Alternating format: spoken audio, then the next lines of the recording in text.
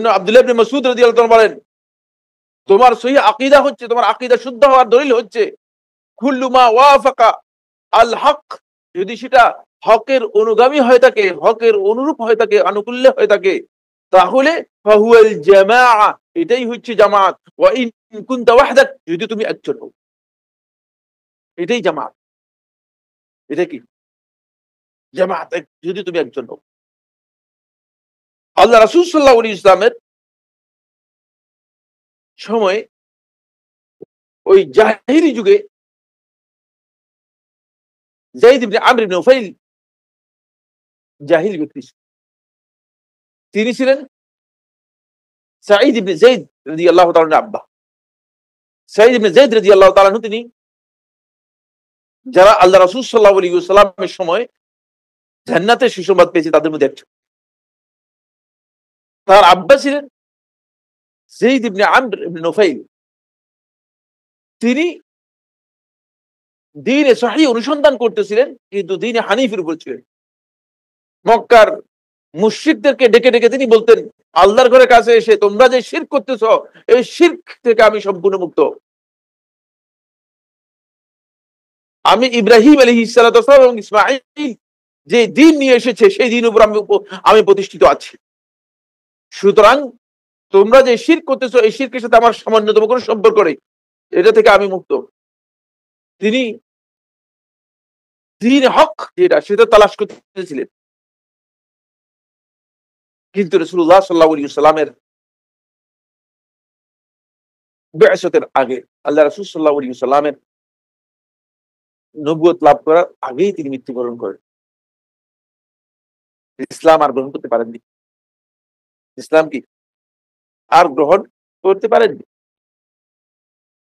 সাঈদ ইবনে যায়েদ রাদিয়াল্লাহু তাআলা বলেন, আমি একদিন ওমর ইবনে খাত্তাব রাদিয়াল্লাহু তাআলা আনহু সহ দুইজন গেলাম আল্লাহ রাসূলের কাছে। আমরা দুইজন গিয়ে প্রশ্ন করলাম, হে আল্লাহ রাসূল সাল্লাল্লাহু আলাইহি ওয়াসাল্লাম, মাযা তাকুলু ফি যায়েদ ইবনে আমর, যে আমার আব্বা যায়েদ ইবনে আমর সম্পর্কে আপনি কি বলবেন? আমার আব্বা যায়েদ ইবনে আমর সম্পর্কে আপনি কি বলবেন? তার সম্পর্কে আপনার কাছে একটু শুনতে চাই। স্বাভাবিক কথাই, সন্তানের বাপের প্রতি একটু দয়া তো থাকবেই। যদি রাসূলুল্লাহ সাল্লাল্লাহু আলাইহি ওয়াসাল্লাম বলে দেয় যে জাহান্নামী, তাহলে তো বড় বিপদ। তাহলে তো আর জান্নাতের কোনো কি নেই, সুযোগ নেই। কারণ আল্লাহর পক্ষ থেকে রাসূল সাল্লাল্লাহু আলাইহি ওয়াসাল্লাম বলবেন। পরে আল্লাহ রাসূল সাল্লাল্লাহু আলাইহি ওয়াসাল্লাম বললেন, ইন্নাহু ইয়াতি ইয়াউমাল কিয়ামাতি উম্মাতান ওয়াহিদাতান, যে তোমার আব্বা কিয়ামতের দিন একজনই একটা উম্মাহ হয়ে উঠবে। কেমন বুঝতে পেরেছেন?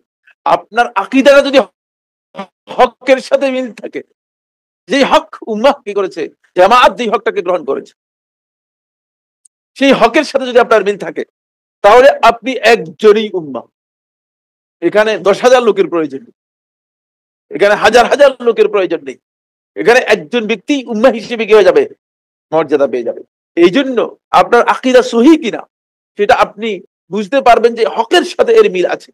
যদি হকের সাথে মিল থাকে, সাহাবায়ে কেরাম যে হকের উপর ছিলেন সেই হকের সাথে যদি মিল থাকে, তাহলে আপনি হিদায়াতের উপর আছেন, আপনি হিদায়াতের উপর আছেন, এটা আপনি নিশ্চিত বলতে পারেন। এই জন্য আমাদেরকে সেই দিকটা খেয়াল রাখতে হবে। এই কারণেই এখানে একটা মানদণ্ড দেয়া আছে। মানদণ্ডের দুইটা কি পাল্লা, দুইটা পাল্লা। একটার নাম হচ্ছে সুন্নাহ, আরেকটা পাল্লা হচ্ছে জামাআহ। একটা পাল্লার নাম হচ্ছে কি সুন্নাহ, আরেকটা পাল্লার নাম হচ্ছে কি জামাআহ। সুন্নাহ এবং জামাআহ এই দুই পাল্লা দিয়ে যদি ওজন করে দেখা যায় যে আপনার আকীদা এই আলোকে ঠিক আছে, তাহলে আপনি আপনার আকীদা সহিহ আছে। আপনার আকীদা কি আছে? সহিহ আছে। শুধু সুন্নাহ দিয়ে মাপে ঠিক থাকলে, জামাতের সাথে মিল না থাকলে, তাহলে আকীদার মধ্যে কি আছে? সমস্যা আছে।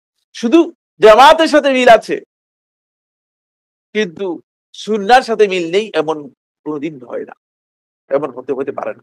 কারণ জামাত ওই আকীদাই পোষণ করেছেন যে আকীদা সুন্নাহ দ্বারা কি হয়েছে, সাব্যস্ত হয়েছে, সুন্নাহ দ্বারা সাব্যস্ত হয়েছে। এই কারণে জামাতের বিষয়টি এখানে খুবই গুরুত্বপূর্ণ। জামাত হচ্ছে মুসলিম উম্মাহর ওই সমস্ত ব্যক্তিরা, সাহাবায়ে কেরাম এবং সাহাবায়ে কেরামদের যারা উত্তম অনুসারী ছিল, তারাই হচ্ছে জামাত। সুতরাং তাদের ওই আমলকে হকের মানদণ্ড হিসেবে গ্রহণ করে আপনার আকীদাটাকে কি করা হবে? ওজন করে দেখা হবে আপনার আকীদা ঠিক আছে কিনা।